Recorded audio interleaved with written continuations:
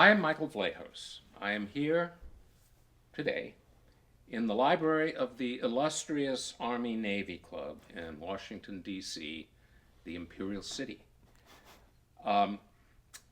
with Colonel Douglas Macgregor, United States Army retired, to talk about the war in Ukraine. A word about me. I have taught war and strategy variously since 1980 at the NHTSA School SICE and the Johns Hopkins University here in DC, and for some years at the Naval War College, Newport, Rhode Island, and at the Centro de Estudios Superiores Navales, the Mexican War College in El Ciudad de Mexico. I've also served in the CIA as a senior executive in the State Department and with the Navy. Colonel Macgregor is one of the most renowned American soldiers of the latter part of the 20th century. He is currently the last officer to lead an armored cavalry squadron in tank-to-tank combat at the Battle of 73 Easting during Desert Storm. Colonel Macgregor is a national champion of military reform and perhaps the most important thinker on American combat power and grand strategy currently writing today. His most recent book, Margin of Victory, will frame much of our conversation. The war in Ukraine is still raging after 9 months and 10 days. First and foremost, we should remember that the war is the creation and indeed the culmination of a long-standing and aggressive U.S. policy of NATO expansion into former Soviet states, especially Ukraine. The backstory of this war is there for everyone to see, laid bare by lectures and interviews of John Mearsheimer, the writing of Jim Goldgeier on promises we made to Boris Yeltsin, and archives released detailing U.S. government representations to Mikhail Gorbachev, the last Soviet premier. So therefore today, in contrast, we want to talk about the more recent past, present, and future of this war. Accordingly, this will be a conversation like a concerto or a sonata of 3 parts or movements. First, what does the war tell us? What has happened? Where are we now? Second, why has NATO failed so strongly at the strategic level? And look at a proxy war effectively run on denial and deceit. And third, finally, what is to be done and where do we go from here? So, what does the war tell us? What has happened? Where are we now? Colonel Macgregor, it's such a pleasure to be able to talk with you today. And let's start off at the beginning. What was the original conception of the special military operation in terms of its goals and the net assessment that allowed Putin to initiate it? Yeah, I think President Putin decided that all of his efforts to talk us into some level of understanding had failed. And having failed to persuade us that Russia would not tolerate NATO membership for Ukraine and would not tolerate the eventual positioning of NATO forces, especially NATO missiles, long-range strike weapons in eastern Ukraine, led him to conclude he had to go in and demonstrate just how serious he was. I think he made a number of assumptions about how this would work out that turned out to be invalid. One of his assumptions was that the United States, in particular, the leadership in Washington, as well as the leadership in Kyiv, would want to negotiate, that they would want to avoid a wider war. I don't think he was prepared for what turned out to be the opposite. So the first going in proposition was we're going in with limited numbers of troops. We're going a short distance into eastern Ukraine, principally into those areas where the majority of the population speaks Russian. And we plan to demonstrate that we are serious and we want to negotiate. And he outlines certain things that he wanted. Number one, obviously, Ukraine had to be neutral, not a member of NATO. Neutrality. Didn't go into great detail about what that neutrality would mean, but probably something close to Austria or Finland. Secondly, he thought, well, there are two provinces that are, or oblasts, whatever you want to call them, that are breakaway, Donetsk and Luhansk, and they should have the right to live as Russians inside Ukraine, have equal rights as Russians, as Ukrainian citizens, enjoy some measure of autonomy. And then, of course, there's the issue of Crimea. Please recognize the legitimacy of Russian control of Crimea, which, from the standpoint of the Russians, having conquered it in the 1770s, is a self-evident truth. Now, in addition to that, he also talked about eventually having a Russian representative sit on the equivalent of the Ukrainian National Security Council, simply as a representative of Russian interests to that Security Council. That's about it. So he would have been not happy, but satisfied with that as an outcome. Yes. And I think he was quite surprised that there was no real willingness to seriously consider it. Now, we do have evidence towards the end of March, after the war had been going on for 6 weeks, that Mr. Zelensky said, well, we could live with neutrality. And when that word seems to have reached Washington and London, Boris Johnson, people became incensed, and Boris Johnson represented Washington's interests and said, absolutely not. We will support you to the bitter end. You must stand your ground and fight for every inch of Ukraine. Well, apropos of this, why did Mr. Putin believe that this would work? The U.S. had been training up essentially a ersatz NATO force, the second strongest army in Europe after Russia, up to NATO standards, and had spent billions on this enterprise. Now, why would Putin not take that into account? I think there are several reasons. First of all, Vladimir Putin, unlike his predecessors, really does know something about the West. If we go back through many Soviet and Russian leaders over centuries, very few had actually traveled outside of their homeland. That's not the case with Vladimir Putin. And he is predisposed to cooperate with the West, not just on a business level, but also on a cultural sense. His record shows that. So that was part of it. Secondly, he did not want to convey the impression that there was anything Soviet-like about the current state. And so he was not going to send forces into Ukraine that would be destructive. You mean like Hungary in 56? Of course. And he gave strict orders to the forces that went in there. I don't want you to kill civilians. I want you to minimize losses in the civilian population. Try not to destroy infrastructure. And I think his assumption was that we would somehow or another figure out what his intentions were. We were never really interested in his intentions. In fact, from our vantage point, I think we thought this war was manna from heaven. That this was a war that this new Ukrainian army that we'd invested so heavily in could win. And we mistook, the underlying assumptions that shaped the initial operation as evidence for weakness. So the initial operation that was supposed to be completed within a few weeks turned out to be, in effect, the initial phase of a longer war. And at what point did the Russians and Mr. Putin realize that the Ukrainians, being persuaded to fight what amounts to, from their perspective, total war, did Russia decide to recalibrate? That's a question that's tough to answer without seeing the actual transcripts of the meetings that were conducted. But we know that in April and May, there were several meetings and several discussions because the feedback that was coming from Ukraine, from the Russians living in Ukraine, was very interesting. Because the Russian troops told them, well, we're here to liberate you, but we're not staying. And so the Russian-speaking population said, well, if you're not going to stay, as soon as you leave, if we cooperate with you, the Ukrainian secret police that we call the SBU will come here, shoot all of us in the head. And this happened. Yeah, so if you're not going to stay, literally, the hell with you. We're not going to support it.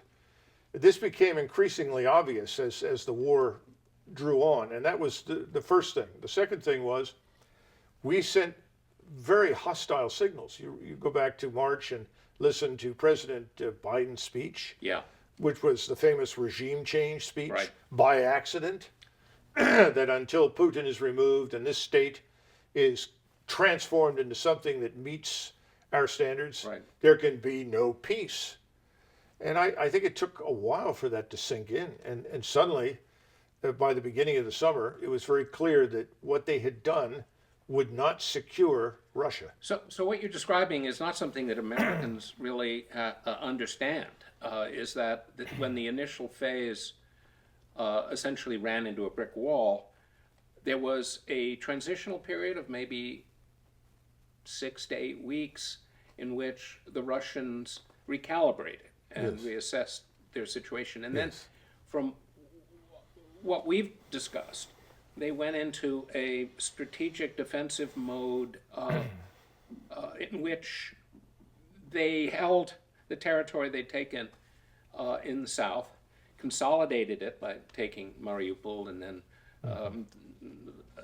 the Lysychansk and Severodonetsk conurbation, and manned it with a relatively small force, a kind of economy of force operation. Yes, they never had more than 20% of their ground force engaged. Right.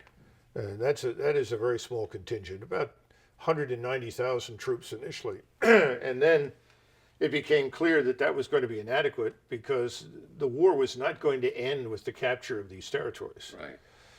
So there, at some point in the summer, there was a meeting between the General Staff, the Stavka, and I think President Putin. And his question was, well, what do we have to do to win this war and end it?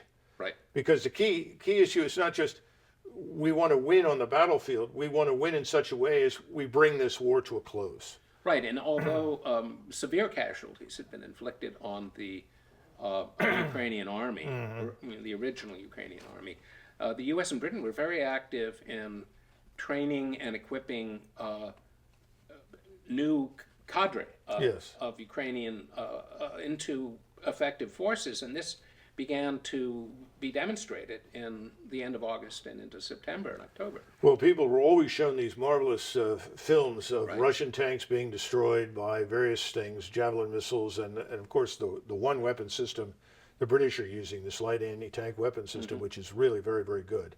It's turned out to be much more effective than the javelin, based on the reports coming in. And the Russians looked at all of this and said, well, Mr. President, if you want us to win this and bring this to a close, we have to make fundamental change in all of the assumptions. Right. And first and foremost, we have to move over to the strategic defensive. And this is going to have to be, for the time being, an economy of force operation because we don't have enough forces. Not only are you going to have to bring in most of the regular army, the active force, we're going to need additional reservists and volunteers. What's really interesting on the Russian side is the enormous success which they've had with volunteers, not just Chechnya, but also within Russia itself.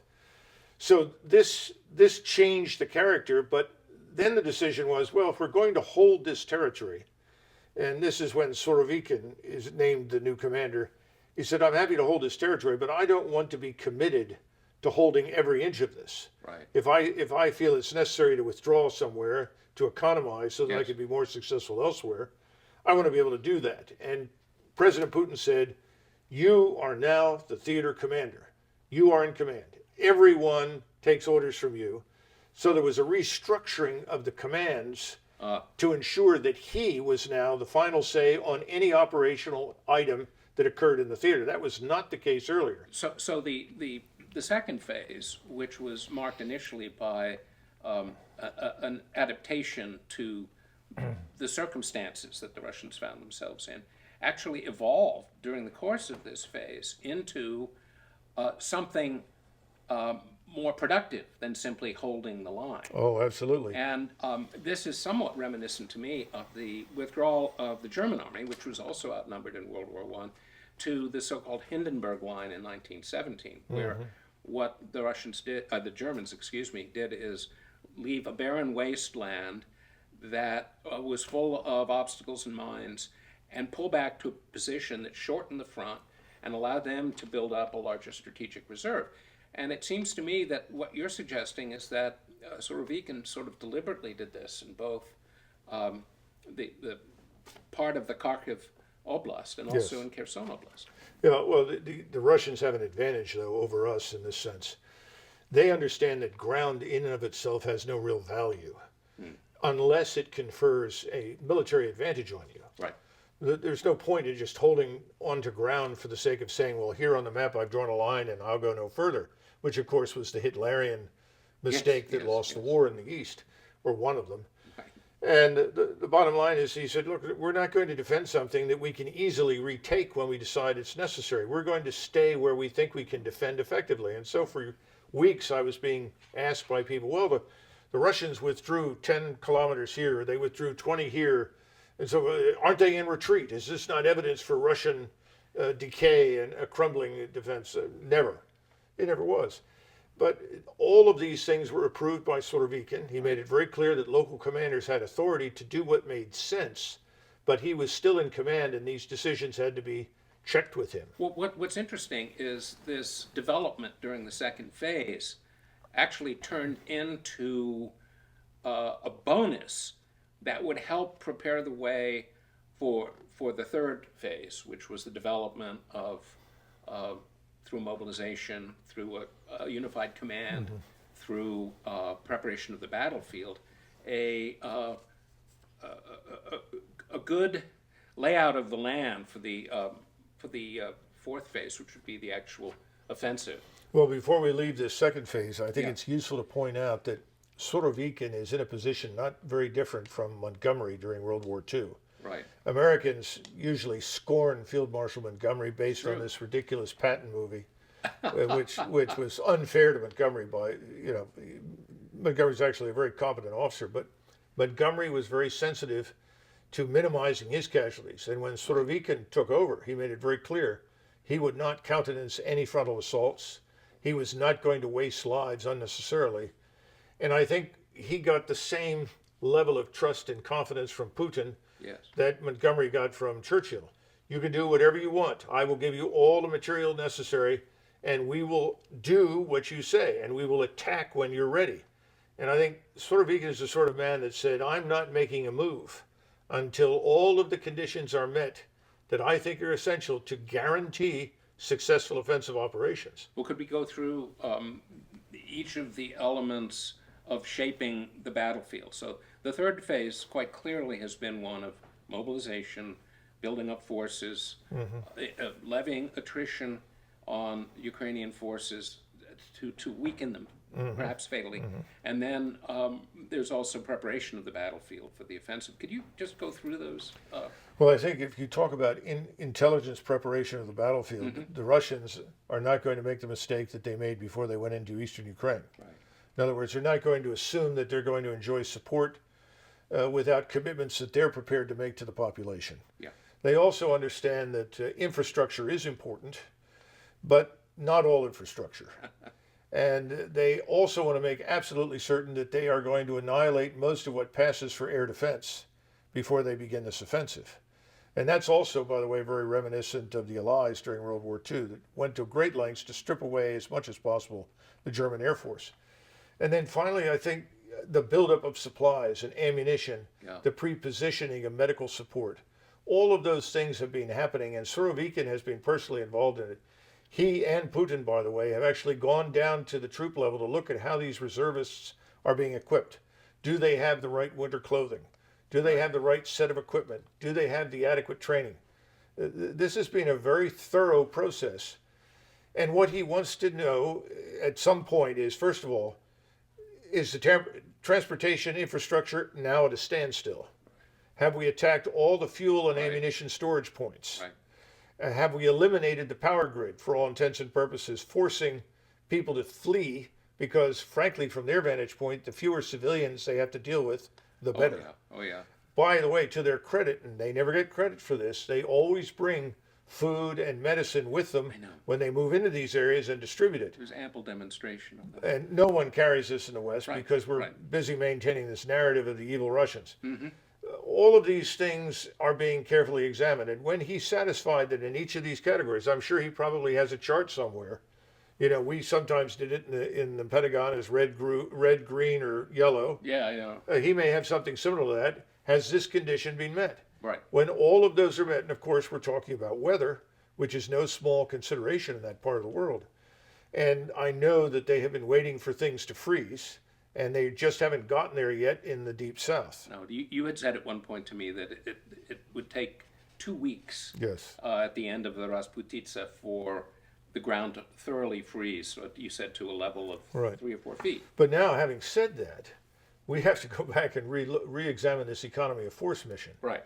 which has turned into something much more than an economy of force mission. Yeah. They discovered that they could actually induce the Ukrainians to launch counterattacks against them. It's true.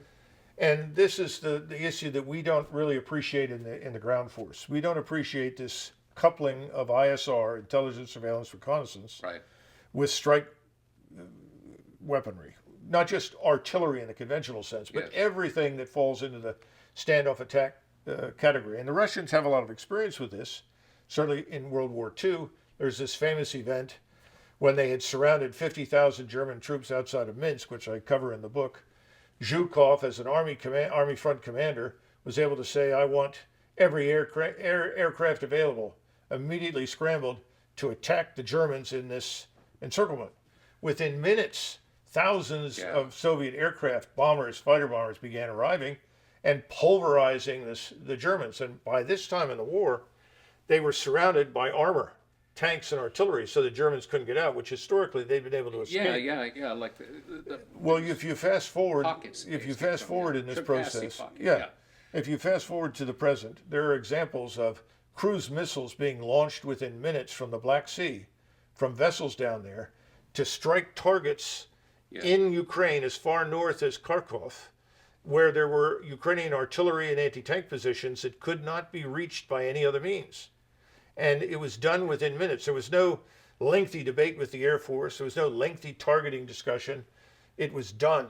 So simply. the productive attrition, both of logistical capability, but also of the forces themselves, is really taking advantage of a period during Rasputitsa where the Russians have to wait. They're preparing the battlefield.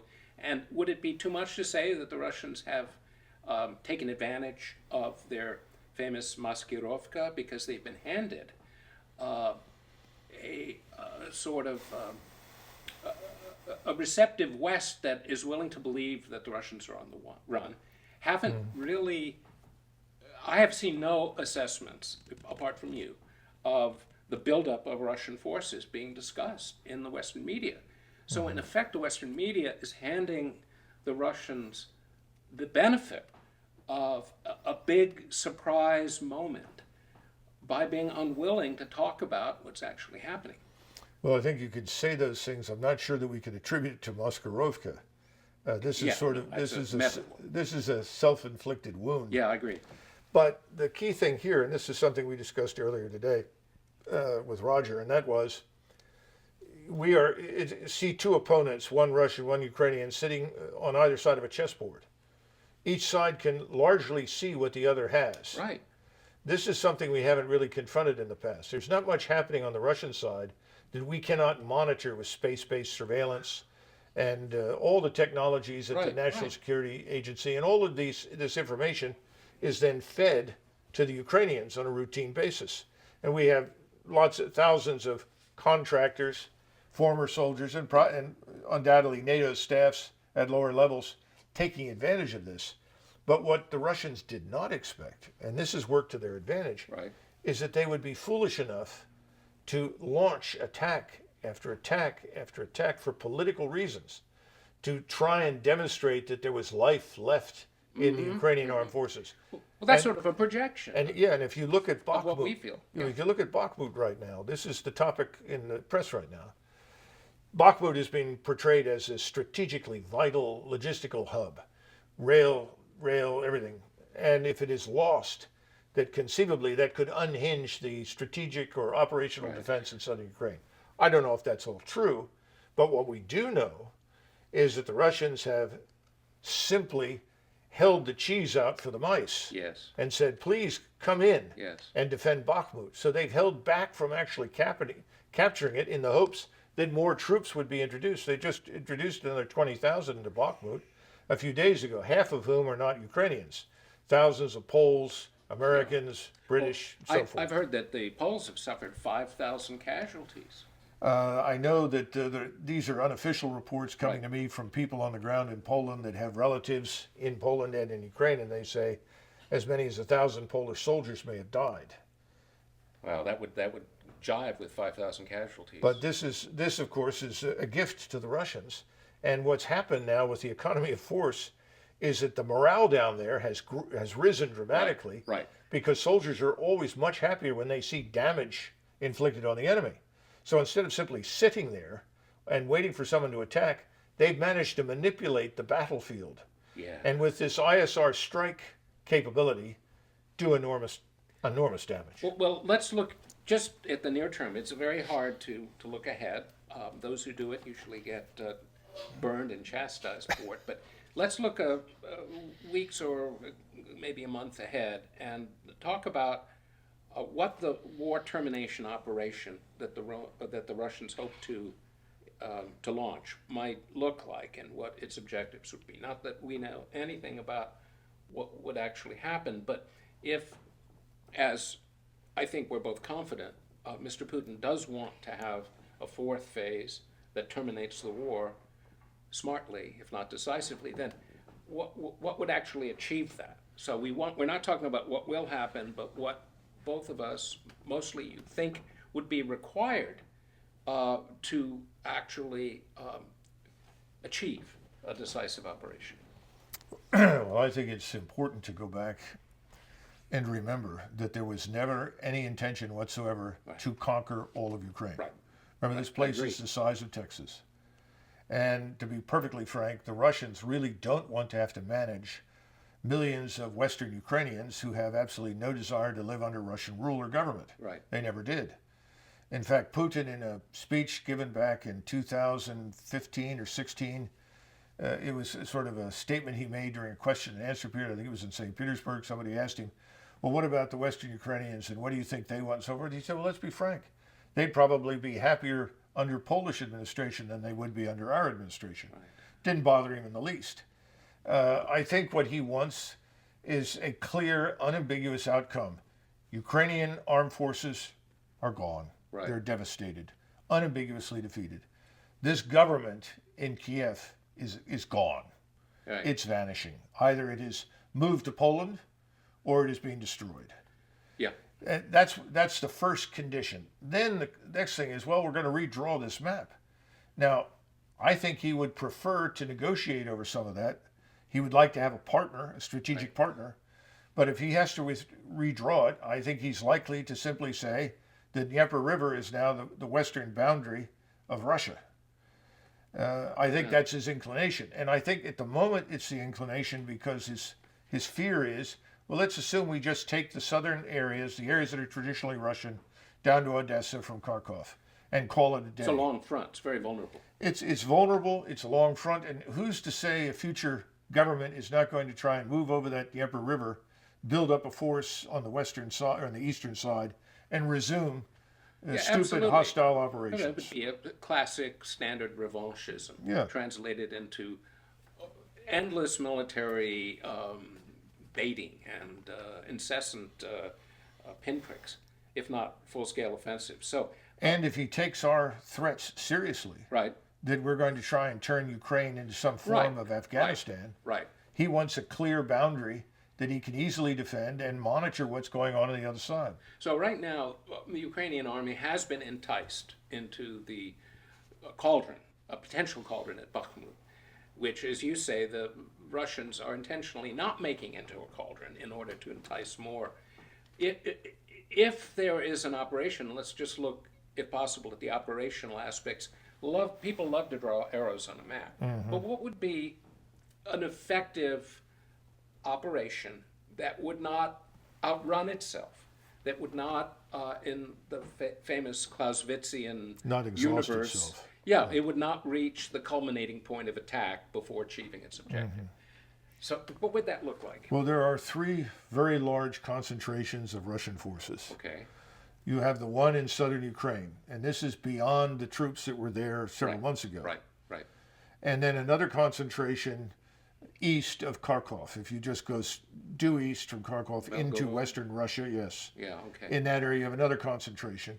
And then you have a concentration now in White Russia or Belarusia. yeah, And that concentration is probably south of Minsk and between Minsk and maybe just north of the Ukrainian border, west of Kiev. yeah, okay. That's where the major concentrations. There are 75,000 Belarusian troops, and the Belarusians have made it clear Right. that they are with the Russians and the Russians are with them.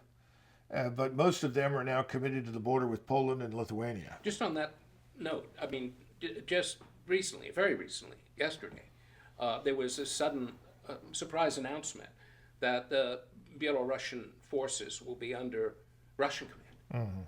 Is that being done simply as a way to preserve unity of command if those forces are actually launched on an offensive, or is it a way to ensure that nervous Ukrainians who are very worried about Kiev will keep a large percentage of their forces tied up against the Belarusian border? Well, I think both of those are true.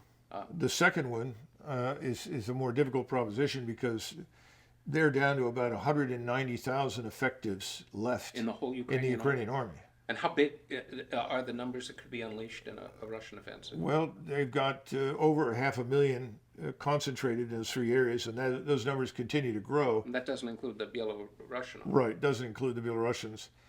And I think the other part of the issue is Belarusia wants the Western allies in Lithuania, Latvia, Estonia, Poland to understand that an attack on them will be treated as an attack on Russia. Right, right. I think that's So disabuse them of some notion that they could intervene against Minsk. so. There's powerful symbolism to have Yeah. this unity. But they've also said that if the Russians strike south into northern Ukraine, that Belarus will support that with troops. Well, I mean, they could. There's always talk about final cutting of the rail links to whatever Ukrainian forces are still left in the east. But is it really necessary to launch a strike south from Belarus, and what would that hope to achieve? What would be the objectives? Well, this is an interesting question because they have the potential for 2 or 3 operational axes. Yes, exactly. And one of the goals of this new offensive will be to permanently cut off Western Poland from Ukraine. In other words, to ensure the Ukrainians are not being supplied any longer with Western weapons over that border. And if you look at the concentration of force that's up there, in broad numbers, we've counted 1,500 tanks, 1,000 rocket artillery systems. This is in all three drone systems. concentrations, Yeah, it's all three. Thousands of armored fighting vehicles, thousands of conventional artillery. Yeah. How these are going to be distributed I'm not privileged to that. I don't know, but I see a substantial enough concentration in Belarusia that it makes sense to strike downwards, Right. which would be west of Kiev, Yes. but east of the Polish border. And if you look at the map, you can go from Belarusia down to Zhytomyr, Right. from Zhytomyr to Vinica, Yes. and it's a short stint then to Moldova. That's And see, right. Moldova is important because we've eyed Moldova repeatedly Oh, yeah, I as a know. potential jump-off point for operations against the Russians in southern Ukraine. Plus, there's Transnistria there. Yeah.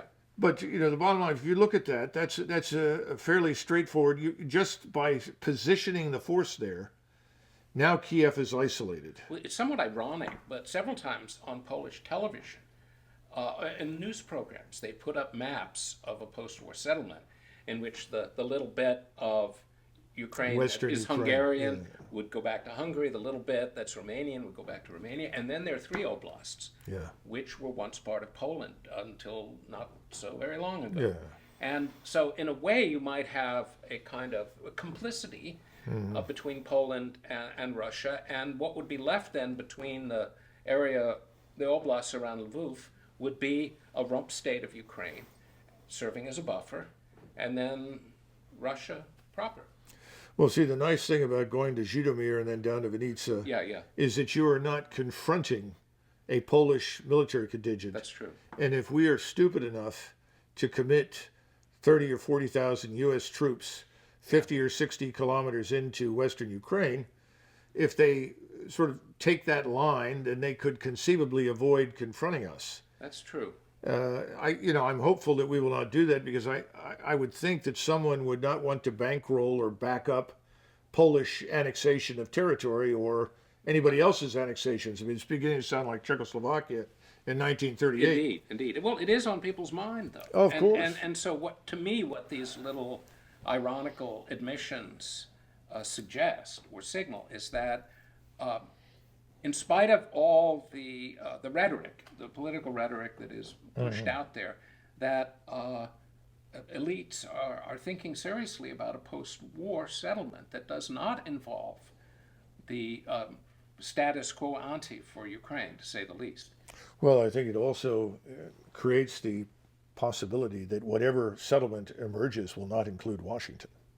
That's true, and that's another story. And to be frank, Washington would be smart to stay out of it. Whether or not we're smart enough to do that, I don't know. But anything that can occur without us and it offers stability in some form is probably desirable. And I'm sure from the Russian vantage point, they would be less concerned about the Polish presence, provided it did not symbolize an aggressive NATO a presence. stalking horse for the U.S. Yes, in other words. and no U.S. missiles and Right. so forth, so on. Now, that, of course, is a huge assumption given the Polish attitudes, which are frankly dangerous.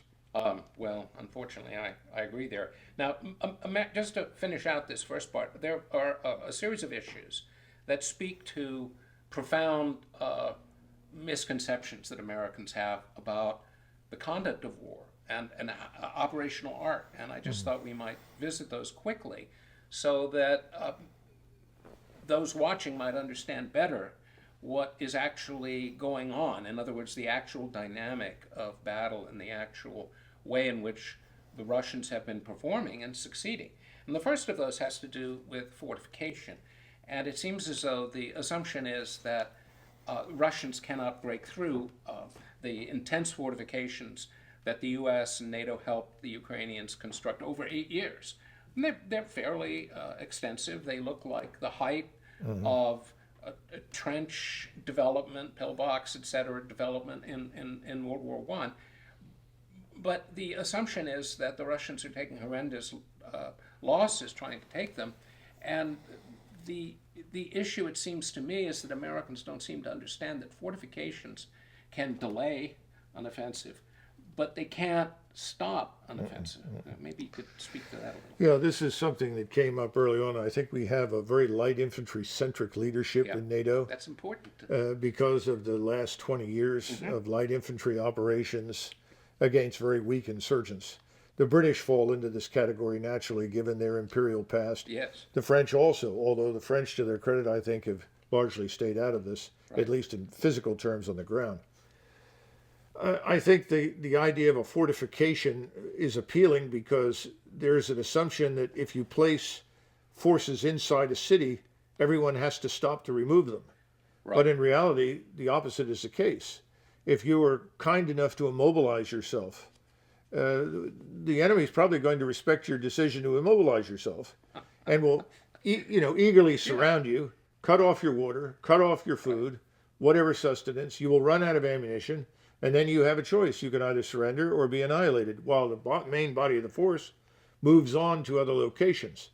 This was the sort of Hitlerian approach in World War II. Let's have fortified places, and the Soviet armies will have to stop. No, Soviet armies didn't stop. That shows at the end of the war in Kurland, for example. Sure. You had a whole German army just uselessly boxed in. Yeah.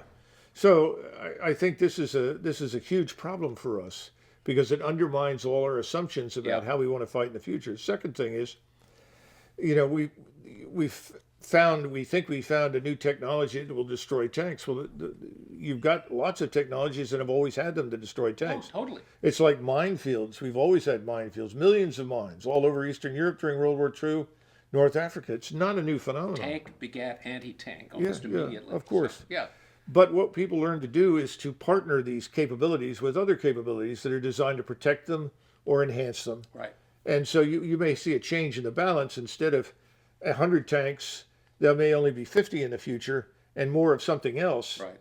But the bottom line is that you end up with a different construct that's designed to exploit that strike capability thanks to ISR. So instead of sitting and waiting for something to happen, you are now moving through the ISR strike Right. environment. Well, this is what has struck me so much about the war in Donbass, where you have this World War I-like buildup of fortification, and how essentially passive the Ukrainians have been. Or if they're not passive, they're like little attacks in World War I. They're suicidal. Well, they started with very large scale counteroffensives, 50, 60,000 troops. Yes.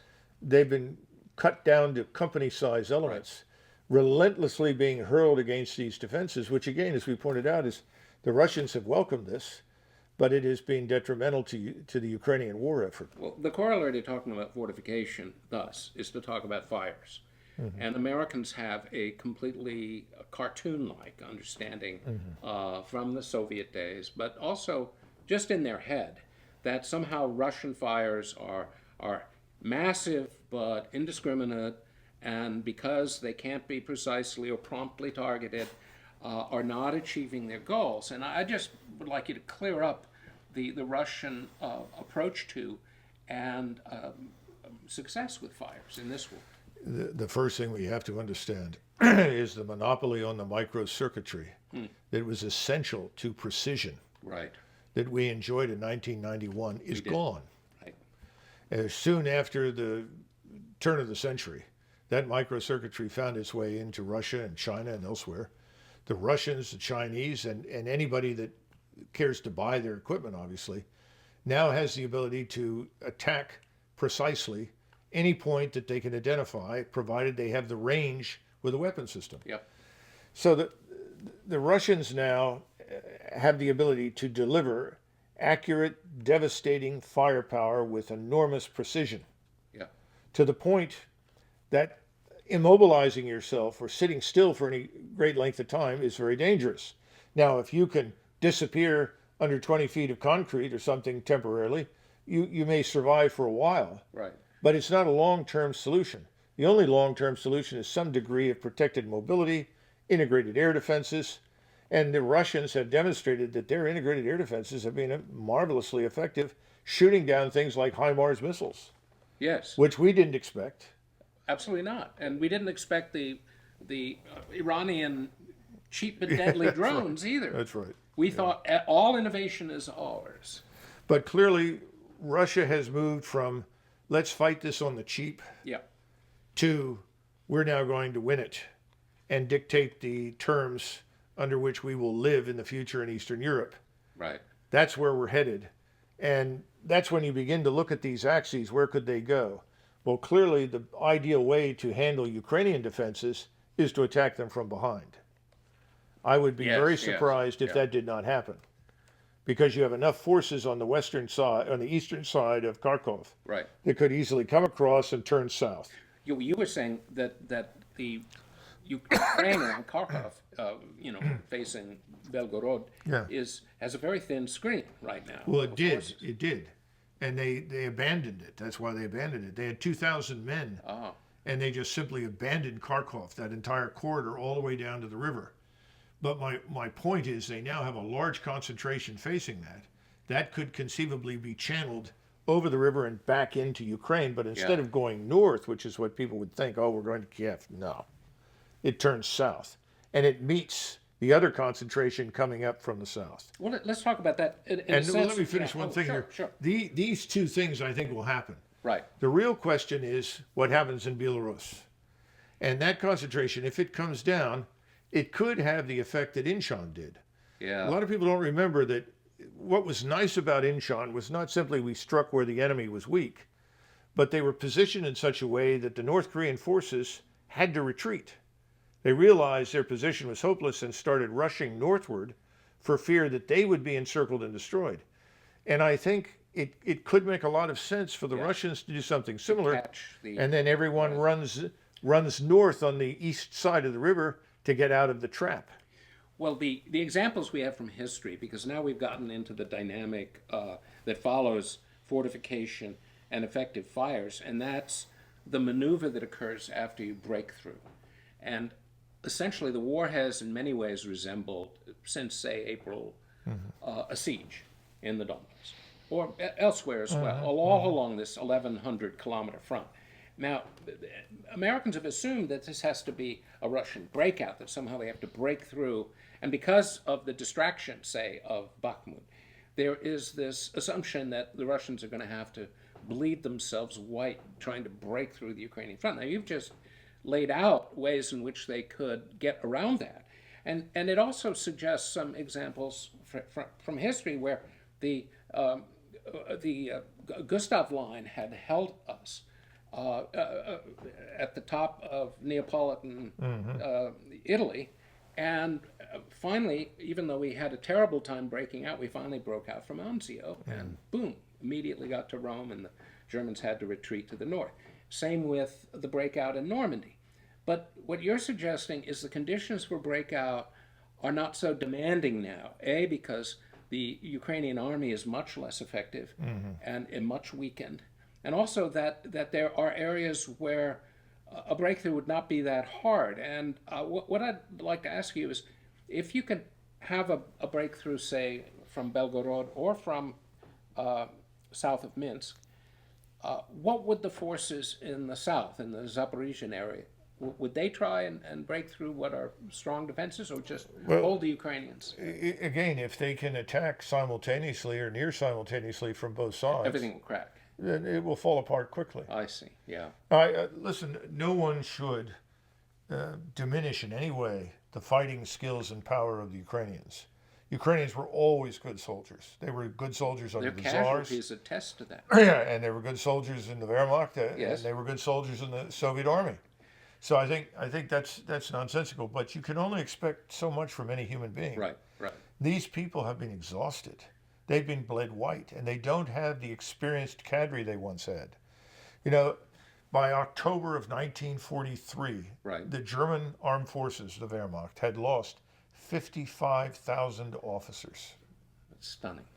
That's incomprehensible. That means that most of the talent, not all of it, but most of the talent, particularly at the lowest level, these are the people that ran all over Europe for years. That's right. They were gone, or they were wounded. And as a result, the German army's offensive striking power after the fall of 43 is dramatically reduced and, quite frankly, inadequate. I think the Ukrainians are in a similar position right now. Well, when the Russians do launch, will have to be a maneuver offensive to carry out and exploit and reach their goals. Have the Russians adapted in ways that will, in terms of their combat unit organization and in terms of the manner of how the offensive will unfold, sort of leave behind the unwieldy kind of organizational structure of divisions and corps and armies that most Americans think of in terms of maneuver warfare? Well, they really already have. When they went through a series of reforms, you ended up with the vast majority were in what I would call large mobile brigade groups. These are usually 5,000 to 6,000, sometimes 4,000 to 5,000, sometimes 3,000. Depends on whether this is a tank-heavy operation or mostly motorized infantry or mechanized infantry. They do have motorized rifle divisions. They are 8,000 men strong. They're the largest formations in the Russian army, but they have been used primarily as assembly areas. In other words, bring it in and then commit it to other formations to fight, as opposed to sending in a division-sized unit. All of these formations are commanded by generals. And what we did see, even with the battalion tactical groups, which was a new innovative approach, which had some merit. I think RUSI is saying the Russians have abandoned it. I'd be surprised if that were the case, but they're the only ones saying it. But they did have situations where they had one of these brigade group headquarters that was managing 7 or 8 of these battalion tactical groups simultaneously.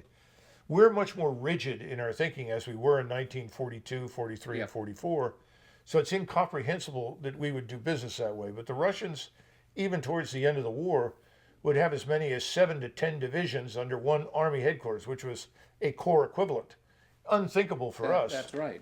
But it gained enormous ground quickly. So It- you have generals commanding brigades then Yes. in Russia. Yeah. That's something that you don't have in the US. Well, the British Army does. The British Right, British but Army they- has brigade battle groups, but they don't usually have more than 4 Right. combat battalions in a brigade battle group. But the Russians are demonstrating, oh, we can do better. That's an overage. They're more flexible and agile in this sense.